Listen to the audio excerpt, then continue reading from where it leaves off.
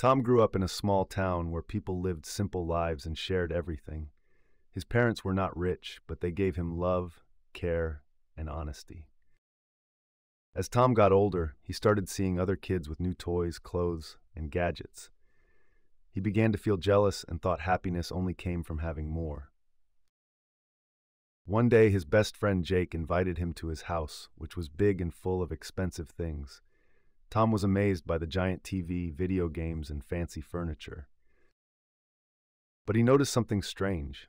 Jake's parents weren't there, and the house felt cold and quiet. Jake said he barely saw his parents because they were always busy making money. Tom went home and saw his mom smiling while making dinner, his dad humming a song after work. They didn't have much, but they were together, laughing and talking. He realized something valuable. Even without luxury, his home was warm, filled with love and peace. That moment made him think deeper about what truly matters. In college, Tom met people from all over the world. Some had everything, cars, money, fame, but many were still not happy. He met a guy named Arjun from India who lived in a shared apartment and walked to school every day. Yet Arjun was the happiest, always helping others and smiling big. When Tom asked him why he was always so cheerful, Arjun replied, "Because I count my blessings, not my problems." That hit Tom like a lightning bolt. Tom started changing. Instead of scrolling through social media and comparing his life, he began a journal writing 3 things he was thankful for each day. He focused on his small wins, a friend who called him, a teacher who encouraged him, a walk in the park that cleared his mind. Gratitude changed his thinking. Later, Tom worked in a corporate office in the city, earning a decent salary but living simply.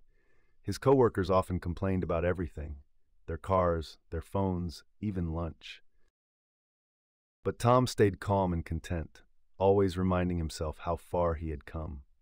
He knew that many would love to have what he already had. One day his manager called him to say, "I admire how grounded you are." Tom replied, "It's because I've learned to be happy with what I have." That same year, Tom visited a remote village to volunteer with children who had no shoes, no school books, and no internet. Yet their smiles were wider than anything he'd seen. Those kids played with sticks and laughed all day. They didn't have much, but they had joy. It humbled Tom deeply and reminded him again, happiness isn't about stuff. He came back with a new vision, to build a nonprofit to help underprivileged kids get education and clean water. He didn't wait to be rich to give. Even with limited savings, he started a campaign. People supported him because they saw his heart. He used his own blessings to bless others. Years later, his small nonprofit grew into a national project. He was invited to speak at schools and events, sharing the power of being grateful and starting small. One teacher asked him, "What's the secret to your success?" Tom smiled and said, "I never chased more. I learned to love what I had." Now in his 40s, Tom lives in a small house near the countryside with his wife and 2 kids. They grow their own vegetables and spend weekends playing board games. He still writes in his journal every night, reminding himself that each day is a gift. His life isn't perfect, but it's deeply joyful.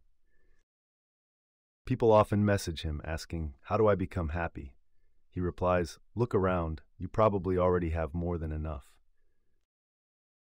The truth is, Tom could have kept chasing more money, more status, more stuff, but he chose to stop and appreciate what was already in his hands. He learned that life becomes lighter when we stop carrying the burden of wanting more. He found peace, not through gaining, but through gratitude. He used his story to inspire thousands online, reminding everyone that joy is not out there, it's already inside you. Tom's journey proves that even in a world that teaches us to want more, the true secret to lasting happiness is to value what we already own. Moral of the story: true happiness comes when we stop chasing what we don't have and start appreciating what we do. Gratitude turns what we have into enough.